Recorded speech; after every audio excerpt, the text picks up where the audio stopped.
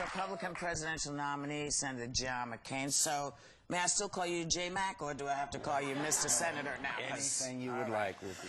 Now, I have a very straightforward question. Good. Because I'm curious about your choice for vice president. Do you believe in the separation of church and state? Sure. So if you believe in the separation of church and state, did it not give you a moment of pause that Sarah Palin, should she, God forbid, anything happen to you, not have the same beliefs as you do about these things? Does that not give you a little bit of pause? Whoopi, I read the statements of our founding fathers. Abraham Lincoln, she quoted, we shouldn't pray for God to be on our side, but for us to be on God's side. Judeo-Christian values were the foundation of our nation. In God we trust. Clearly a belief that God has a plan for the world and that we should do what we can to live as good lives as we can and trust that God, in God we trust, will guide this nation and this world to a better existence. If you don't believe God, you're entitled to that, not believing in God. But I think we should respect the views of those who believe in God and believe that we are a special nation, and it's a special world, and we believe that God does play a role, not in whether we win or lose elections, but whether we have a better world and a better future and better lives. So I think that's, I've said that many times, that I believe, because I have a fundamental faith, but I've always prayed, frankly, in prison. I would tell my friends, not that we'd get out of prison, but whether it would be God's will for us to get out of prison, because we were doing Caesar's work. Right. No, I understand one's faith, but my question really goes to the greater part of the nation. Yes, we have Christian Judeo beliefs, but we also have Muslims in this country, we have Zoroastrians in this country, we have Wiccans in this country. And so Zoroastrian. Yes. Thank you. Good to see you. But my question really goes to, you know, can you, as the president, should you win, can you govern this nation? Anybody who takes that seat, are you to govern this nation as God would have you do it, or do you govern this nation for the greater good of the people in it? And that's why I asked, do you believe in the separation of church and state? One of the reasons people stopped praying in schools is because we suddenly had so many different religions that one religion could not take over. Do you think that's a good idea? I think everybody obviously is entitled to their individual faith and the beliefs, including the not believing in anything. But I pray every day for guidance and to do the right thing and not succumb to temptation and not be an imperfect servant and to do what is in the best interest of the country rather than Let me just say again, I am an imperfect person. No. And whoops, I opened myself for that one. But that's the next ad. But the point is, I respect those people that don't think that they need spiritual guidance and help. I just happen to be one of those who does. Right. But I don't think that would interfere. That's fine. I just want to make sure. There's also a question that has been burning amidst voters, especially our viewers, and that is a question of Roe v. Wade. And as president, if you were, no softballs coming from me, even though you have my vote, would you as president work to overturn that, and then would Sarah Palin be working to overturn Roe v. Wade? I think what we'd be doing is appointing or nominating justices to the United States Supreme Court and other courts who strictly interpret the Constitution of the United States. We would not impose a litmus test on any issue, because that's not fair to the American people. But they would have to have a clear record of strict interpretation.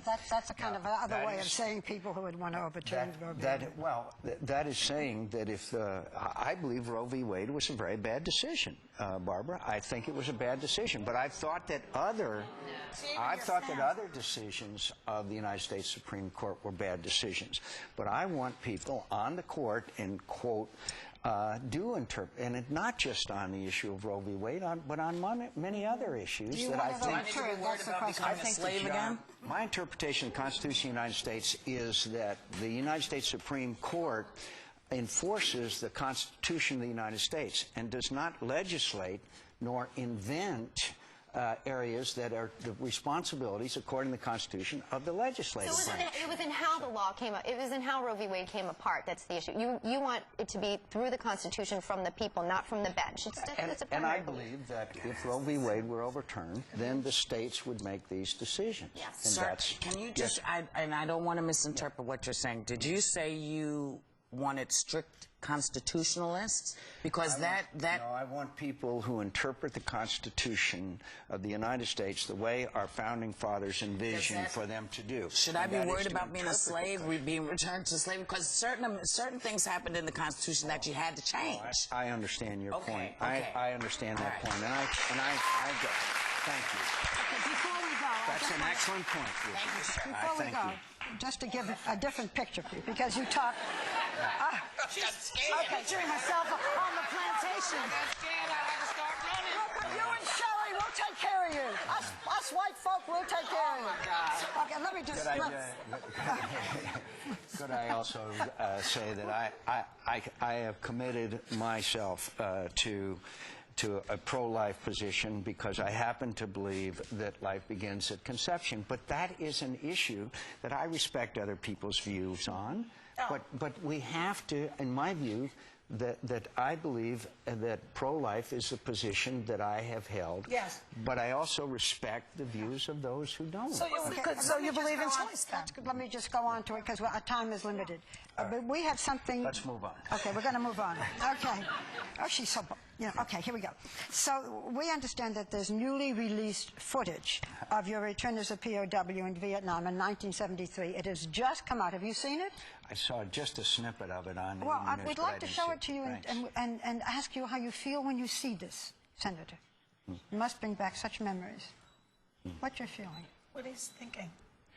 I guess, I was thinking that, thank God, I'm returning home of the obvious emotions that you might think, but I also was so proud to have my comrades, so many of them, survive and come home with me, and it was a grand moment. And my experience in prison changed me from a person who was basically a person who was interested in self-glory and pride and a lot of things like that. And my country changed my view of my country, and my role in life was dramatically changed to serve my country in a cause greater than my self-interest. So when you look at the tough times I had, it also, in many ways, was a good experience for me, and I served in the company of heroes. One